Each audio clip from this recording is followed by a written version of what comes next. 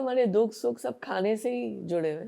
اس میں کوئی شک نہیں. اتنی گہری بات تھی, چھوٹا سا جملہ. میں نے کہا واقعی میں مطلب جو بدعات میں پڑھتے ہیں, خود سے جو رسم و رواج بنائے ہوئے, جو شریعت میں سنت سے سیرت سے کہیں سے ثابت نہیں ہے, نہ قرآن کہتا ہے. مطلب خوشی ہو یا غمی, کھانے سے ہی سٹارٹ, کھانے پہ ہی اینڈ.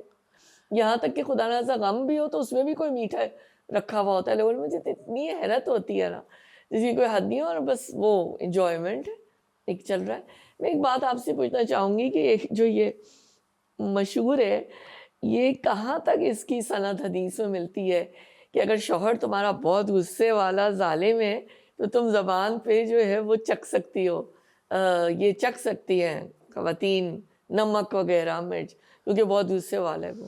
یہ کچھ ہے یا بس ایسے ہی یہ چیزیں گھومتی رہتی ہیں روایتیں؟ نہیں, اس کا یعنی چکھ تو وہ سکتی ہے, لیکن بات یہ ہے کہ پتہ نہیں, کبھی کبھی میں سوچتی ہوں اب تو اتنی سائنس نے ترقی کر لی, لوگ ریسیپیز بناتے ہیں, ہر ایک کو پتہ ہوتا ہے کہ اس میں کتنے دانے فلاں چیز کے ڈالنے, تو گھروں میں جتنا کھانا بنتا ہے اتنا ہی بننا ہے. تو کوئی اسپیشل یعنی کوئی بڑا بہت یعنی بڑی تعداد میں مہمان آ گئے تو تھوڑا ڈفرینس آ جائے گا, ورنہ تو یعنی نپی تلی چیزیں ہوتی ہیں, آپ کو ضرورت ہی نہیں ہوتی چکھنے کی.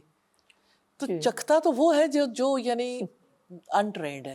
اگر کوئی اتنا ہی انٹرینڈ ہے تو بہت ہی مشقت ہے, تو پھر چکھ لے. ویسے یہ کہ ایک دن میں یہ طے کر لیں کہ اتنی, مثال کے طور پر پکوڑے بنانے تو اس میں کتنا نمک کتنی مرچیں ڈالیں گے, وہ پہلے سے طے کر کے رکھ لیں تو کوئی مشکل نہیں ہے.